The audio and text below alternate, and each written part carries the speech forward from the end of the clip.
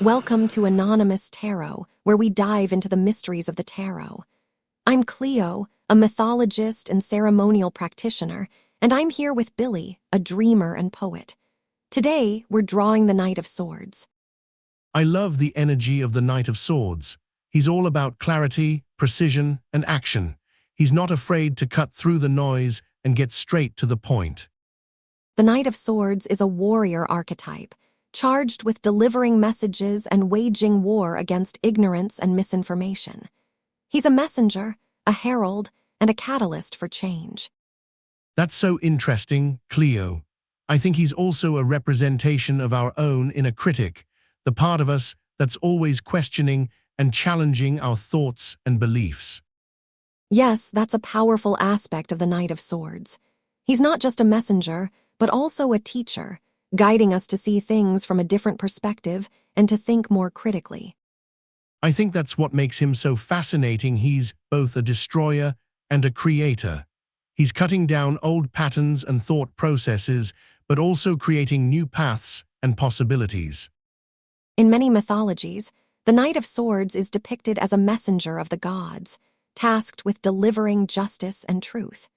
He is often associated with the Greek god Hermes, known for his swift wings and role as a mediator between the mortal and divine realms. I love how this card is also linked to the Norse god Odin, who is said to ride through the 9 worlds on his steed, searching for knowledge and wisdom. This echoes the knight's role as a seeker of truth and his ability to cut through illusions. The knight's association with the element of air also speaks to his role as a mediator and a bringer of clarity. He is said to ride forth on the wind, carrying the message of the gods to those who seek knowledge and understanding. The wind is also a symbol of change and transformation in many cultures. I think this speaks to the knight's role as a catalyst for change, whether that's bringing about justice, revealing hidden truths, or shattering illusions. The Knight of Swords is also often associated with the concept of the critical eye. He is said to be able to see through deception and hypocrisy, and to speak the truth even when it's difficult to hear. This critical eye is both a blessing and a curse. On the one hand, it allows him to cut through the noise and get to the heart of the matter. On the other hand, it can also make him seem harsh or judgmental to those who don't know him. In the dream state, the Knight of Swords appears as a swift and decisive messenger, cutting through the veil of reality with his sword. He represents the need for mental clarity and sharp focus in our inner world. But what if this sharp focus isn't about clarity, but about cutting away the distractions that prevent us from seeing our own desires? The Knight of Swords can be a harbinger of inner conflict, urging us to confront our own mental chaos. In this sense, the Knight of Swords can be seen as a guardian of our personal truth, standing watch over our inner sanctum and protecting us from the influences of external forces that might undermine our inner conviction. Yet this protection can also be a form of rigidity, refusing to yield to the fluidity of life. The Knight of Swords must learn to balance his need for mental clarity with the flexibility to adapt to changing circumstances. As a symbol of mental clarity, the Knight of Swords also represents the need for discernment and critical thinking.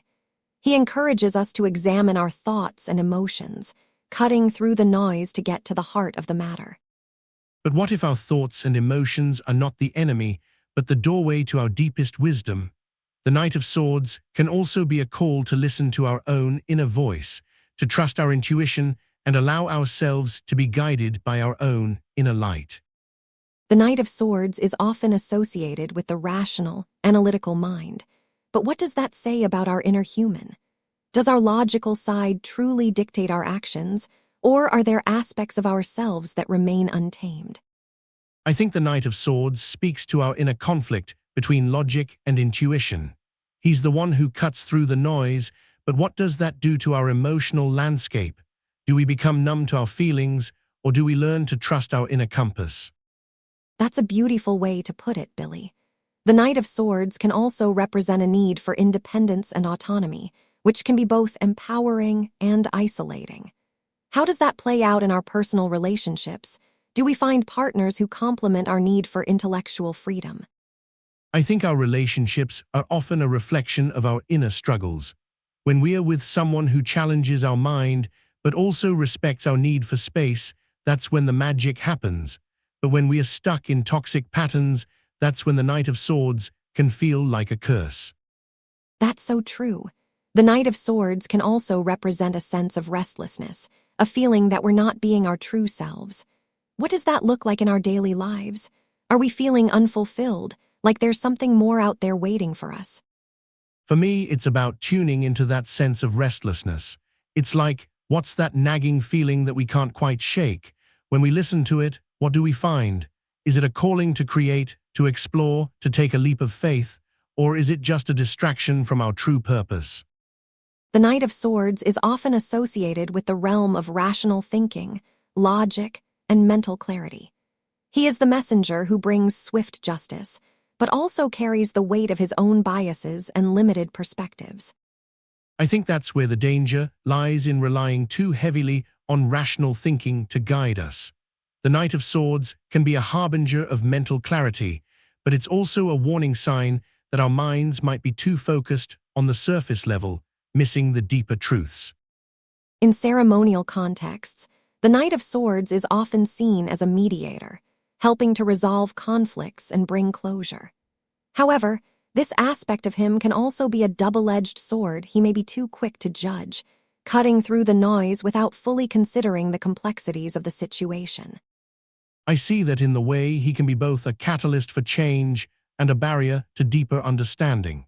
It's as if he's trying to cut through the veil, but only scratches the surface of the truth. The Knight of Swords can also represent a sense of restlessness, a feeling that we need to move forward and take action. But what if this restlessness is not just a call to action, but also a signal that we're avoiding the complexities of our own emotions and desires? That's a really interesting point. I think the Knight of Swords is often seen as a symbol of intellectual pursuits, but what if he's also a reminder that our minds are capable of holding so much more than just facts and figures? The Knight of Swords is often seen as a messenger, bringing news and revelations that challenge our perceptions and force us to adapt. I find the Knight of Swords to be a harbinger of change, but also a catalyst for mental clarity. He cuts through the fog of uncertainty, revealing a path forward. In ceremonial traditions, the Knight of Swords is often associated with the element of air, symbolizing the power of communication and intellectual pursuits. For me, the Knight of Swords represents the act of questioning everything, even our own assumptions and biases. It's a call to examine our thoughts and emotions and to seek truth. In the context of the Fool's journey, the Knight of Swords can also be seen as a guardian, watching over the fool as they navigate the twists and turns of their path. This aspect of the Knight of Swords resonates deeply with me, as I've experienced my own share of navigating uncertain landscapes and seeking guidance from within. The cards have spoken. We'll see you at the next draw.